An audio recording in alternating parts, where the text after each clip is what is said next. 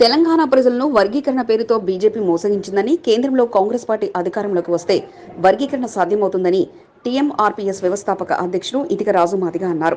Parliament ఎన్నికలతో పాటు cantonment ఉప ఎన్నికల్లో తమ మద్దతు కాంగ్రెస్ పార్టీకి ఉంటుందని, కాంగ్రెస్ అభ్యర్థులను భారీ మెజార్టీతో గెలిపించుకోవడమే తమ లక్ష్యమని ఇటిక రాజు మాదిగ వెల్లడించారు. రాహుల్ గాంధీ గారు ప్రధానమంత్రి కావాలనే ఆశయంతో మేమందరం కూడా కోరుకుంటా ఉన్నాం. ఎందుకంటే ఎస్సీ ఎస్టీ బీసీ మైనార్టీలు అందరినీ గౌరవించే పార్టీ కాంగ్రెస్ పార్టీ ఉన్నప్పుడే, కాంగ్రెస్ పార్టీ అధికారంలో ఉన్నప్పుడే ఎస్సీలలో ఉన్నటువంటి మాదిగ సామాజిక వర్గానికి ఏబిసిడీలని వర్గీకరించాలని కూడా అనేక కమిటీలు వేసి కమిషన్లు వేసి వాళ్ళు పార్లమెంట్లో మాట్లాడారు. కాబట్టి కాంగ్రెస్ పార్టీకి మద్దతు తెలుపుతా ఉన్నాం. కంటోన్మెంట్ బాలంరాయ్లో డ్రీమ్ ల్యాండ్ ఫంక్షన్ హాల్లో ఆదివారం విలేకరుల సమావేశాన్ని ఏర్పాటు చేశారు.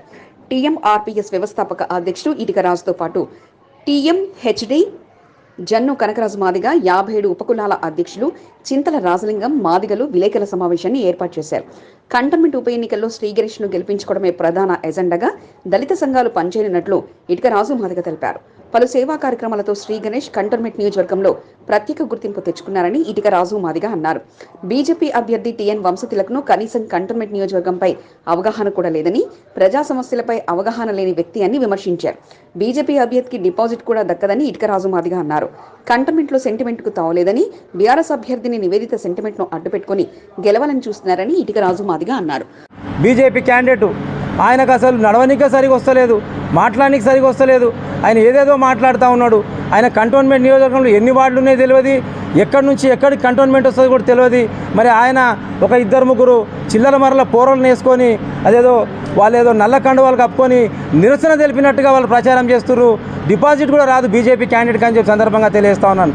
ఎవరైతే లాస్ట్ ఇయర్ నందిత చనిపోయిన తర్వాత ఇప్పుడు నివేదిత పోటీలో ఉందో వాళ్ళకి రాజకీయ అవగాహన లేదు.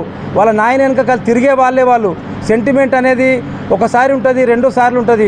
ప్రతిసారి సెంటిమెంట్ అంటే ఇక్కడ ఉన్నటువంటి ప్రజలకు సేవ చేయాలంటే అధికారంలో ఉన్న పార్టీకే ఓట్లు వేయాలని చెప్పి మరి సాయన్న అధికారంలోకి వచ్చాక ఎస్సీ వర్గీకరణ చేపడతామని హామీ ఇచ్చిన 10 సంవత్సరాలు గడిచిన వర్గీకరణ చేపట్టకుండా బీజేపీ మోసగించిందని మాదిగ ఉపకులాల నాయకులు ఆరోపించారు.